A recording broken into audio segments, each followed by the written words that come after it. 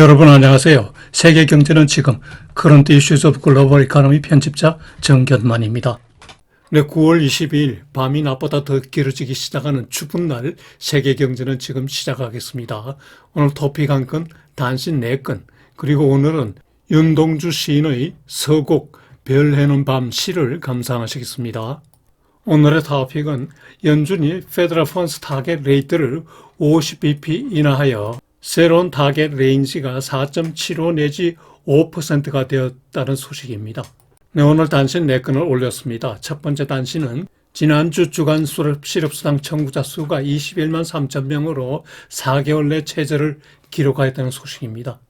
두 번째 단신은 하반기 중국 경제가 성장률 둔화 등 고통스러운 국면을 지날 거라는 소식입니다. 세 번째 단신은 미국 대선 관련 간추린 뉴스 3가지입니다. 네 번째 단신은 다음 주 미국 금융시장 주요 이슈 및 일정입니다. 네, 그리고 오늘 명상 시간에는 윤동주 시인의 서곡 별 해는 밤 시를 감상하시겠습니다. 네, 오늘의 토픽 Chair Jerome Powell defends central bank's decision to go big with first cut. CNBC 뉴스 보시죠. 지난 수요일 연준 FOMC에서 페더럴 펀드 타겟 레이트를 50bp 인하했습니다. 종전 5.25 내지 5.5%에서 4.75% 내지 5%가 되었습니다.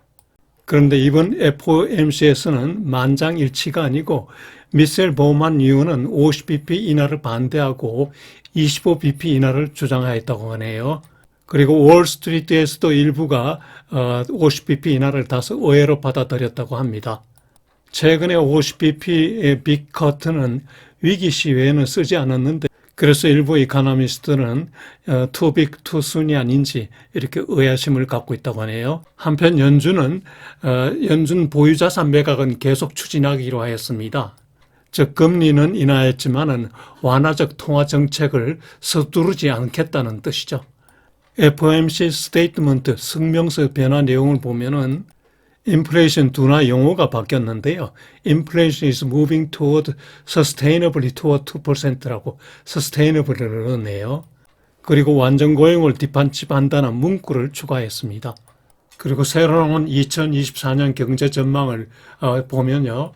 올해 경제 성장률은 2.0%로 전망하였습니다. 지난 6월 전망치 2.1%보다 0.1%포인트 내렸습니다. 실업률은 4.4%로 전망했는데요. 지난 6월 전망보다 0.4%포인트 올렸습니다.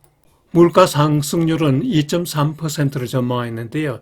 지난 6월보다 0.3%포인트 내렸습니다. 기준금리 페더럴 펀드 타겟 레이트의 경우 올해 말에 4.4%를 전망했는데요.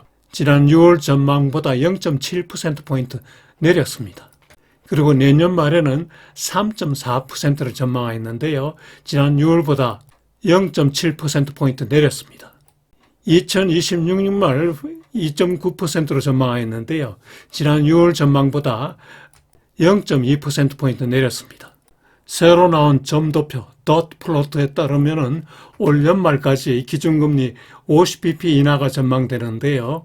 따라서 올해 2번 남은 FOMC 회의, 즉 11월 6, 7일 그리고 12월 17, 18일 이 두 번 회의에서 합계 50bp를 내려야 되는 겁니다. 제롬 파월 연준 의장은 기자회견에서 이번 빅컷은 정책 수정의 의미가 있다고 밝혔는데요. 즉 Recalibration of Central Bank Policy를 말합니다. 그는 부연 설명에서 그러나 우리는 다시 초저금리 상태로 들어가지는 않을 것이라고 말하였습니다.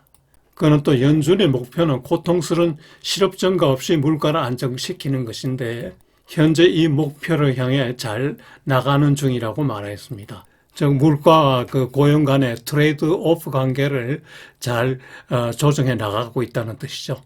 그리고 파월 의장은 다시 투자자는 50bp 금리 인하가 강한 약속으로 받아들여서는 안 된다고 강조했는데요. 회의 때마다 그때그때 금리를 결정한다는 거죠. 즉 25bp가 될 수도 있고 50bp가 될 수도 있다는 거죠. 아울러 그는 미국 경제는 좋은 모양새를 갖춰 나가고 있다고 했는데요. 고용시장 수입도 견조하고 경제 성장도 견조하고 그리고 물가는 하향 안정세이다라고 얘기했습니다. 이번 연준의 금리 인하 의미는 글로벌 금리 인하의 사이클에 동참하게 되었다는 거죠. 제일 먼저 그래도 금리 인하에 나선 은행은 스위스 내셔널 뱅크입니다. 지난 3월에 시작했고요. 6월에 한 번 더 금리 인하했죠. 스위스는 유럽에서도 인플레이션율이 가장 낮습니다. 다음이 뱅크 오브 캐나다인데요. 지난 5월과 7월, 9월에 연거푸 금리를 인하했습니다. 다음은 22 유럽 중앙은행인데요. 6월과 9월에 금리를 인하했습니다. 다음은 방크 오브 잉글랜드인데요. 지난 8월에 금리 인하했습니다. 중국 인민은행도 지난 7월에 소폭 금리 인하했습니다. 사우디 중앙은행은 지난주에 금리 인하했습니다. 지난주에 연준이 빅커트를 함에 따라서 글로벌 금리 인하 사이클이 확산될 조짐입니다. 연준이 빅컷에 대한 시장 반응을 보면요. 빅컷이 대형 호재임에도 이미 그 주가에 반영되어 있고 그리고 빅컷에 따른 경기 둔화 우려가 놓음에 따라서 금리 인하 당일은 오히려 보합 마감하였습니다. 그러나 이길 그 실업수당 청구자 수가 4개월 내 최저라는 발표 후에 경기 둔화 우려가 상당히 해소됨에 따라서 주가가 대폭 상승하였습니다. 참고로 그 빅컷에 대한 일부 우려 목소리를 들어보시죠. 첫 번째 우려 목소리는 50bp 인하는 너무 투 어그레시브하다는 겁니다. 월가의 한 그 펀드펌 회사 대표가 얘기하였습니다. 또 다른 소리는 Federal Reserve may have jumped the gun by dropping interest rate by 50 basis points. jump the gun, 즉 너무 성급했다는 거죠. 월스트리트 한 투자회사 대표가 말하였습니다. 또 한 소리는 실업은 통계상 분명히 늘었지만은 그러나 우리는 해고가 늘고 있음을 보지 못한다. 이런 말을 주장했습니다. 이 주장은 그 잡 오프닝 새 일자리 통계에 기초하는데요. 아직 새 일자리가 팬데믹 이전 수준보다 많이 높다는 거죠. 그리고 미셸 보우만 그 연준 의원이 50bp 인하를 반대하고 25bp 인하를 주장하였습니다. 앞으로 고용 통계, 물가 통계, 그리고 GDP 통계를 봐서 빅카트와 그 스몰카트의 비교가 되겠죠. 네, 다음은 그 페드워치 트래커로 본 그 11월 17일자 FOMC에서의 그 페더럴 펀드 타겟 레이트 확률과 12월 18일자 FOMC에서의 그 페더럴 펀드 타겟 레이트 확률을 보겠습니다. 11월 17일 그 FOMC 그 타겟 레이트 확률은 현재보다 25bp 인하가 48.6%, 50bp 인하가 51.4%로 50bp 인하가 다수 의견입니다. 살짝 더 많습니다. 그리고 12월 18일자 FOMC의 그 타겟 레이트 확률을 보면요. 지금보다 50bp 인하가 25.8%, 75bp 인하가 가장 많은 50.1%, 그리고 100bp 인하도 24.1%입니다. 시장의 금리 인하 기대가 연준의 그 더트 플러트 상의 연말 예상 금리보다 많이 높죠. 시장이 연준보다 앞서 나가는 거죠. 네, 오늘 첫 번째 단신 주간 실업수당 청구자 수입니다. 지난주 실업수당 청구자 수는 21만 9천 명으로 전전주 대비 12,000명 감소했습니다. 4개월 내 최저입니다. 계속 실업수당 청구자 수도 182만 9천 명으로 전전주 대비 14,000명 감소했습니다. 오른쪽 그래프를 보면은 4, 5, 6, 7을 오르다가 8월 이후는 감소하고 있죠. 지난주 실업수당 청구자 수 추세를 보면은 노동시장의 견조함을 재확인할 수 있다고 보겠죠. 이날 주식시장의 반응은 대단했습니다. 그 전날 금리 빅커트에도 주가가 내렸는데요. 경기 둔화 우려 때문에 내렸는데요. 이날 노동시장 견조함이 재확인됨에 따라서 주가가 큰 폭으로 상승했습니다. 실업수당 청구자 수 지표는 그 시장에서 크게 주목받지 못한 그 지표인데요. 최근에 상당히 곽강을 받네요. 실업수당 청구자 수가 4개월 내 최저로 나오고 8월 이후 계속 내림세를 보임에 따라서 연준이 빅카트를 선택하게 된 주요인인 노동시장 둔화가 다소 성급한 판단이 아닌지라는 의심이 제기되죠. 또 하나 주목할 것은 그 새 일자리 통계, 졸트 통계상으로 새 일자리 대 가용 노동자 비율이 1.1대 1로 여전히 노동 공급 부족입니다. 일자리보다. 따라서 향후 나오는 고용 동향을 좀 더 자세히 살펴봐야겠죠. 한편 현재 3분기 경제 성장률이 3%대로 예상되고 있습니다. 이게 예상대로 3% 되면은 역시 빅커트가 다소 성급했다는 평이 나올 수 있죠. 그리고 그 대선을 앞둔 시점에서 빅컷은 여당에 유리하다는 주장이 많죠. 트럼프가 대선 전 금리 인하를 반대한 데다가 당선되면 의장을 교체할 것이라고 한 데 대한 반발로 볼 수 있나요? 폴 크루그먼 교수가 그 말은 어불성설이요라고 한마디 했네요. 크루그먼 교수는 Fed's action will surely have political consequence, but it wasn't a political decision 이라고 하네요. 즉 연준의 금리 결정이 정치적 결과물은 가져올 수 있지만은 정치적인 결정은 아니라고 하는 거죠. 하여튼 앞으로 나올 각종 경제 지표를 잘 들여다봐서 빅컷의 적절성 여부를 판단해야겠네요. 네, 이건 미국 노동성의 그 실업수당 청구자 관련 보도 자료입니다. 앞의 내용과 같으므로 생략하겠습니다. 네, 이 페이지도 앞에 설명하였기 때문에 생략하겠습니다. 네, 두 번째 단신은 하반기 중국 경제가 별로 좋지 않을 거라는 소식입니다. 최근 특히 지난주에 발표된 각종 경제 지표가 매우 악화된 것으로 나왔는데요. 미국 코넬대 그 브라사드 교수가 하반기 경제가 빨간불이 켜졌다고 CNBC 방송에 출연하여 말하였습니다. 먼저 소매 판매 동향을 보면요. 8월 중 소매 판매가 전년 동기 대비 2.1% 증가에 그쳤습니다. 전문가들이 기대 2.5%에 크게 미달하고 또 7월 중에 2.7%에 비해서도 크게 미달하였습니다. 다음은 산업생산 부진인데요. 8월 중 그 산업생산이 전년 동기 대비 4.5% 증가에 그쳤습니다.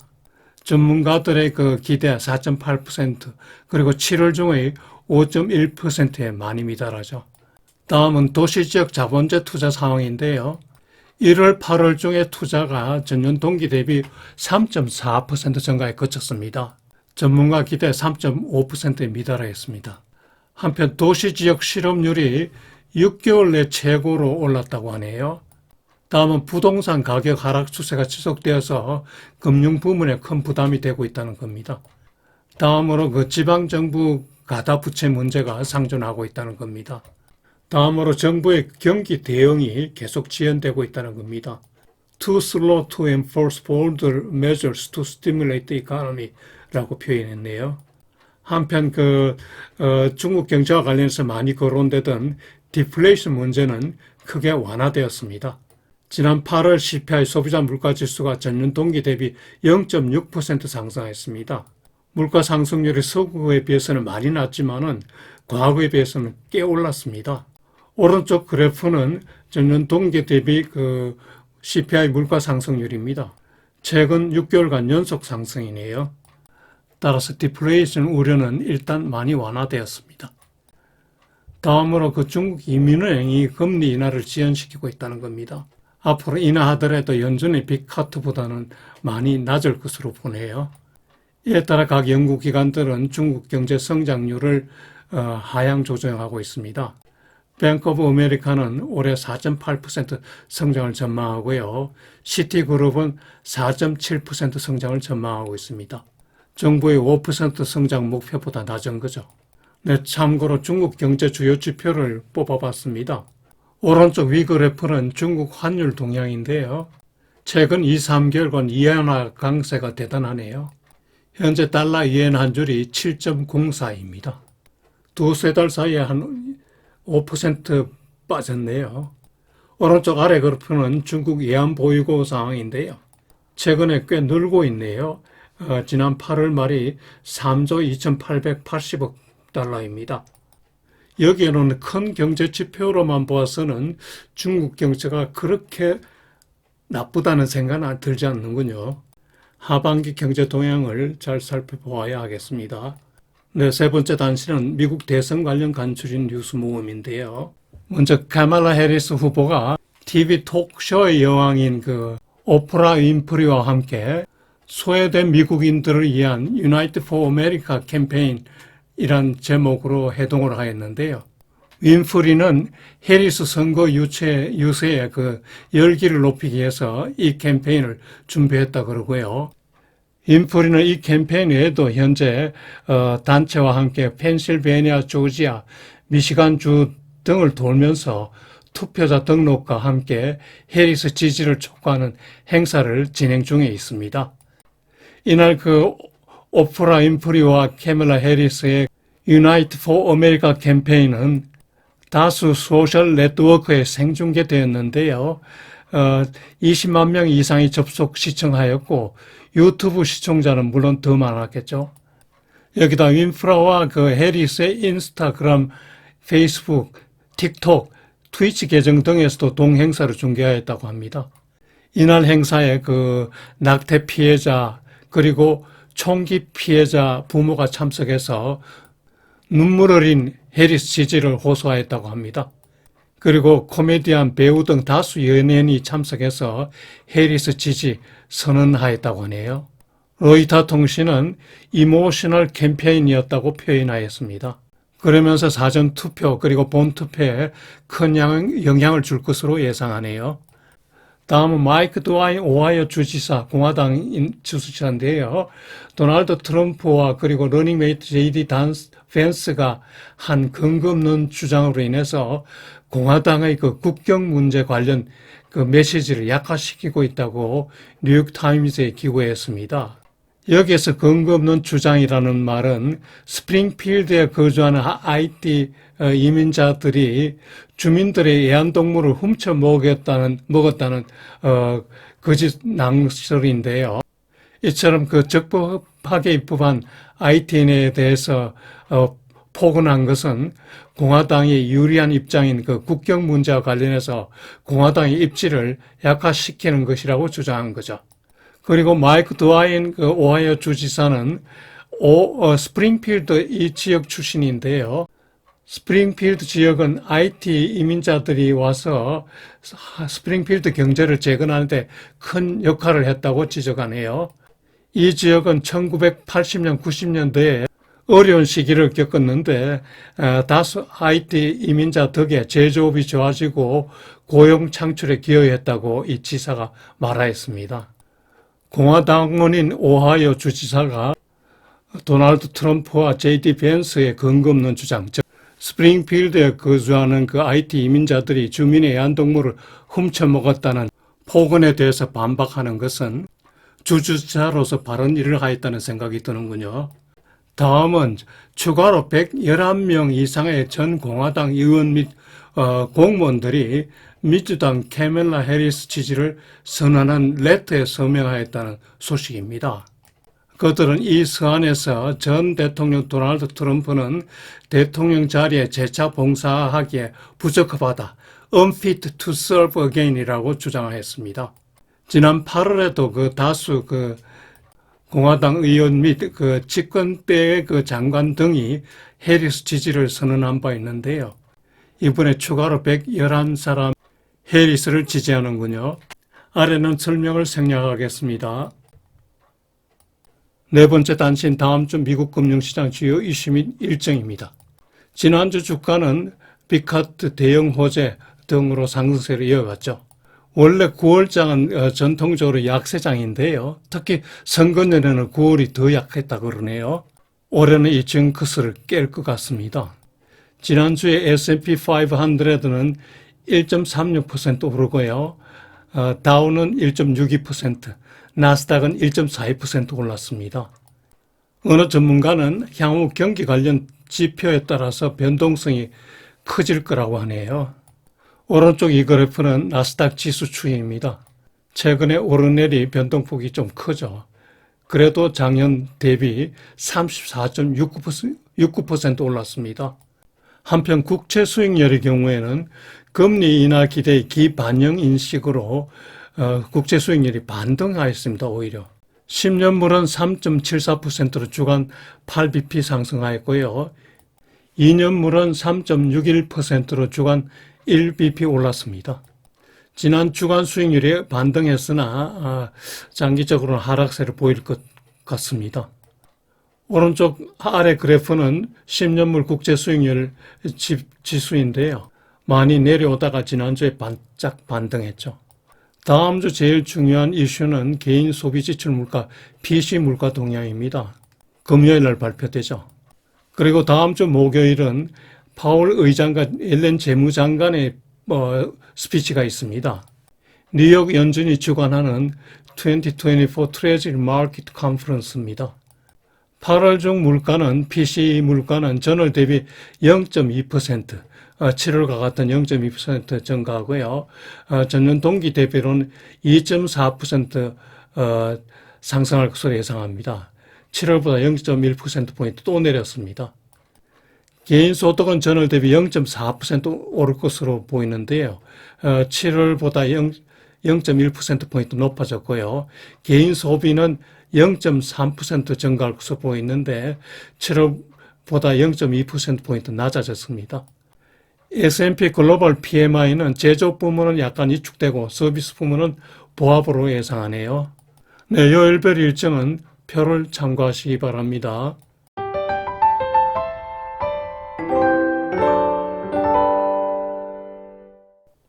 네, 오늘은 오랜만에 윤동주 시인의 서곡 별 해는 밤을 감상하시겠습니다.